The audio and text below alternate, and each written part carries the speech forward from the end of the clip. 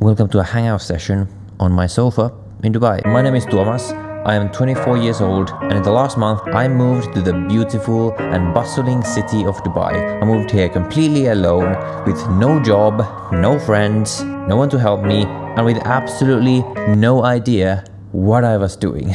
And now that I'm somewhat settled here, I wanted to make this video to talk about exactly what the process was, because a lot of you were basically asking me like, How the hell did you move to Dubai? how I got my visa, what my plans here are, how much it all cost, and most importantly, do I regret my decision? Basically, as much as I've moved countries several times before in my past, I will tell you that moving here to the Middle East was a totally different ball game to moving around in Europe, which is where I've previously been living. There were so many things I didn't know, and as a result, so many things that just went completely wrong. I was supposed to leave Dubai yesterday to go back to London to wait for my residence visa to be approved, but it turns out I can't actually leave the country before the whole residence visa process is completed. So if I had someone who had gone through this process before to basically give me advice, I would have saved so much time, but also so much money. I actually ended up getting stuck here, like stranded in this country for like 4 days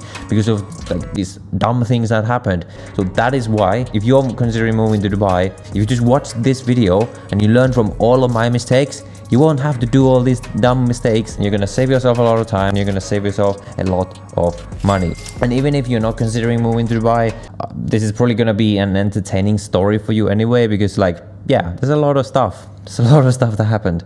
It was around like autumn of last year. I started researching this. It came to the point where I'd been living in London for like 4 years around that. I just came to the conclusion, for many reasons, which I'm covering in a separate video. It's going to be linked down below when it's running.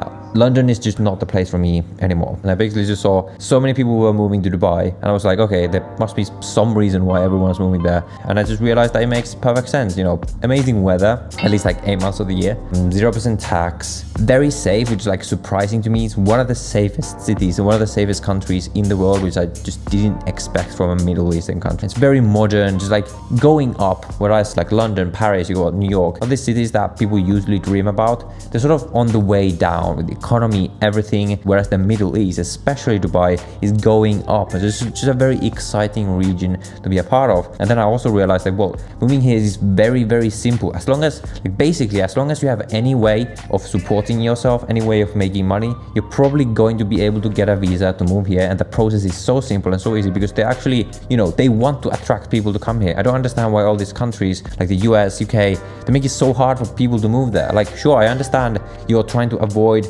like really poor people who can't really contribute to the economy from moving there. But why would you not make it easy for wealthy, or not even wealthy, like people who are making money? Why would you not allow people like that to move to your country? The UAE just makes it so easy, and that's why it's thriving so much, because guess what? Like everyone who moves here has something going on in their lives, because they're selectively allowing these people to move here. And that does bring us into the 4 ways of actually moving to Dubai. So the first way is by getting a job. The second way is with a freelance visa. The third one is with an investor visa, and the fourth one is by forming your own company. I formed my own company. It's probably the most complicated path, because, you know, first you need to form the company, which is like so many steps, and then via your company you need to give yourself a job, and with that job you're gonna get a residency visa. So essentially, like, technically I'm here employed, because I'm employed as the general manager of my own company, and I'll give you the brief version and exactly what I did in a moment. But first, if you're just talking about getting a job in Dubai, that's probably how most of you, unless you have some kind of a business, would be looking to move here to Dubai if you want to move here.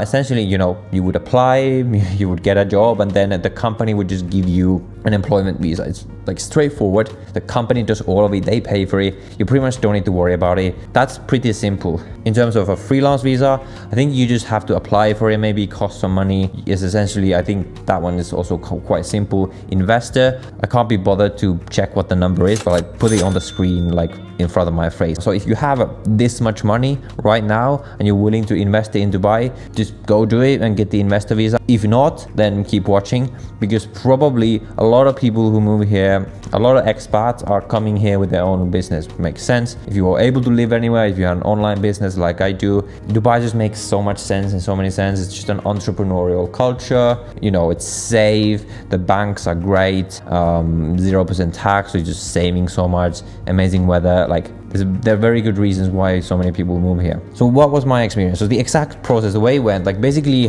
most people coming here, you're gonna set up something called a free zone company. This is like a special kind of company where not all the same laws apply. It has 0% corporate tax rate, where mainland companies there is coming like a 9% tax, something like that. But basically you would set up a free zone company. The way you do that is way number one is you reach out to an agency who will help you do it for you. Basically the cost of that is going to be like more than $10,000 for the high-end one. There's this great channel on YouTube called Wealthy Expat. They mainly work with like very wealthy people, so their services are very expensive. I think it's like 20 grand plus, something like that. If you can afford that, and if you're gonna avoid all this hassle that I'm going to talk about now, go use one of these services. If you can't really afford that, so if you don't want to pay that, what you can do is approach one of these free zones directly. I don't know exactly what the free zones like are technically. I think they're like government sort of certified these things, these entities that are allowed to issue free zone companies. There's multiple ones. Basically you would just go online and look up a list of free zones in Dubai, and then you would just go on their websites and you would reach out to them, explain to them what kind of company you want to form, and they will get back to you with some kind of a quote. The one that I used is called IFSA, so International Free Zone Authority. Basically I just reached out to them, hey, blah blah blah, when I moved to Dubai, when I set up a company, and then they came back to me, okay, here's how much it will cost. Here are the option to have like different packages. I picked one of those packages, which like gives myself one visa. I'll talk about the costs of this all later. Now for this first part of the process, you don't actually have to be in Dubai at all, like physically. I was still in the UK. Basically it's all via email. You know, they send you, okay, first step, you pay them, and then they're like, okay, first step is this, sign these documents. You sign the documents, they come back to you, okay, here's this, you get like an establishment card. Companies formed like reasonably quickly. I think like week, 2 weeks, and the company was basically formed. You get a trade license, like all these documents that you need to certify that your company is real, and then you start the process of getting yourself a job and getting yourself a visa. And this first part of the process is like very smooth. You just basically do exactly what they tell you. They're not always very good at communicating, so bear that in mind, but you know, you'll get through it. And at some point you actually need to go physically to Dubai. When you get to the point where you need to do an application for an Emirates ID, which is like this official ID card that you basically use for everything here in the UAE to certify that you live here and stuff like that. And then you also need to do a medical test in the UAE physically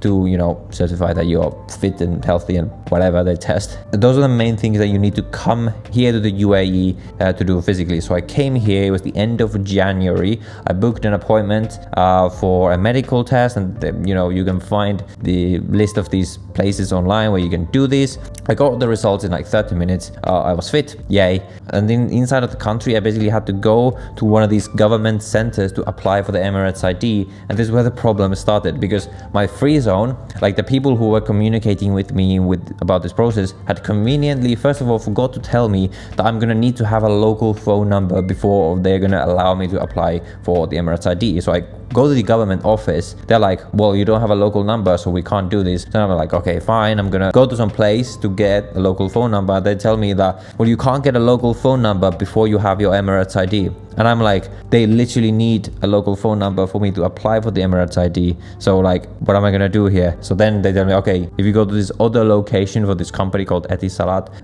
they are gonna be able to give you this like temporary SIM card. So I go there, I get like another hour, I get this temporary SIM card, I go back to the government center. Basically they tell me, okay, systems are working, come back tomorrow. And this is only like 2 days before I'm supposed to leave the country. So I'm like, well, I come back the next day.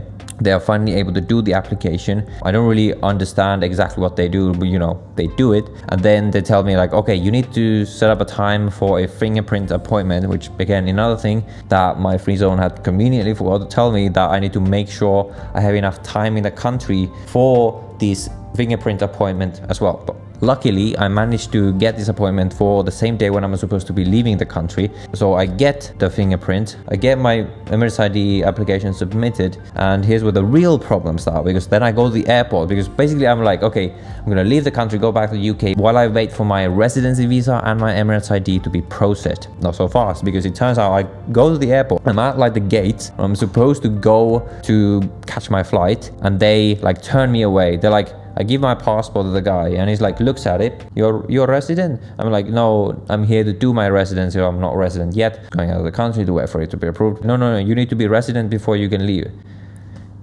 What? And it was gonna take like 2 weeks for this thing to be approved. And basically I was like, okay, I can't leave the country before my residency visa is approved. And literally my flight is in like 3 hours, which again, my free zone had conveniently forgot to tell me that I need to make sure I have enough time in the country to make sure my residency and everything is approved, because for some reason I can't leave the country before that. So I book another hotel for a couple of days. I pay for some expedited approval to get this visa approved as soon as possible. It does get approved and then I am able to leave the country. But again, like this resulted in extra costs of like, I don't know, like $300 for the expedited processing, hundreds and hundreds for this hotel that I had to book last minute, the flight that I lost because I had booked it because no one had told me that I can't actually leave before this thing is approved. So yeah, when you're coming, just be aware that when you do the Emirates ID application, you need to be in the country for as long as the application is in process. So probably the first time you come here, you need to come here for like a good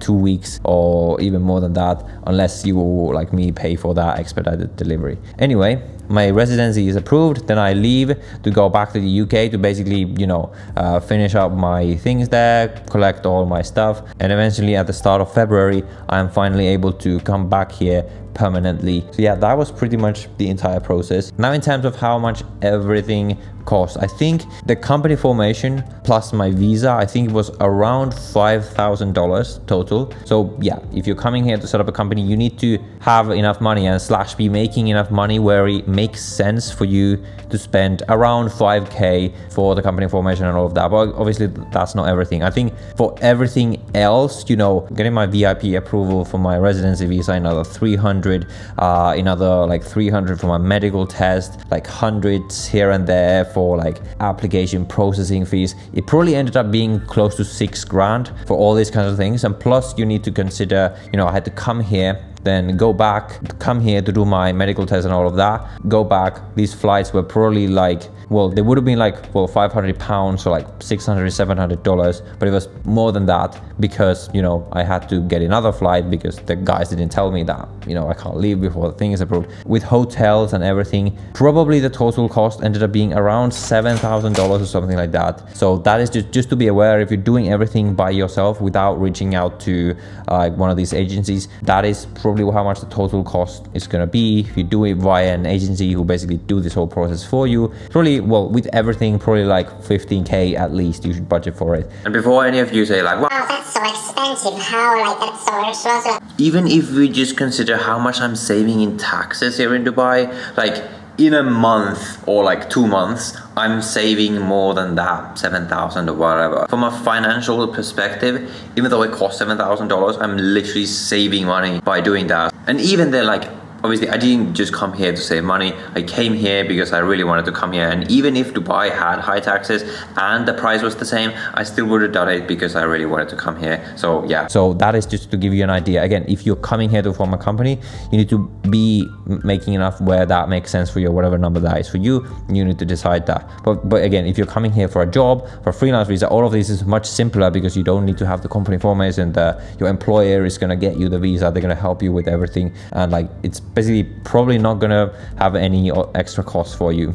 In terms of cost of living, I'll do a full video about the cost of living here in Dubai. Make sure to subscribe and hit the notification bell if you want to see that. Just as a summary, it is much cheaper than London, much cheaper than New York, much cheaper than most of these like really expensive global cities, London, Paris, these kind of things. People have this image of Dubai that is this luxury and it's so expensive. It's not really that expensive. Like, sure, it's not a cheap city, but it's definitely not more expensive than London or Paris or these kinds of cities. So if people are fine living there with like a normal income, you're going to be fine in Dubai and a normal income as well, especially when you consider that all your income here is going to be tax-free. Now it depends on if you're from the US, they're going to want to tax you still, but yeah, anyway. So especially when you consider that, and especially real estate, like if you're looking to buy real estate or even rent, you get so much better value. Like it's just outrageous how much better value the real estate here is compared to, for example, London. Most apartments, at least if you live in a decent area,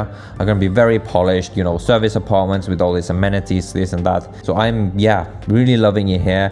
Definitely do not regret it. And so yeah, in this channel I want to talk more about life here, what it's like, cost, everything like that, because again, I think many people have a lot of misconceptions about Dubai, about the UAE, about this region of the world, and I just want to correct that essentially, because I think this place is pretty awesome, at least so far. In terms of will I stay here, so my plan is to make the UAE/Dubai my winter home, and then over the summers I'll be going back to Europe, Finland, see my family, and I'll also be just traveling around. So essentially winters I'll be here, the summers I'll basically be like a bit of a digital nomad. I want to live in like different countries, like experience different parts of the world, also what I'm going to be sharing on this channel. So that is the plan. That was my experience. Yeah, lots of things that you need to consider when you come here. I hope this video was informative, and with that I'll see you in the next video.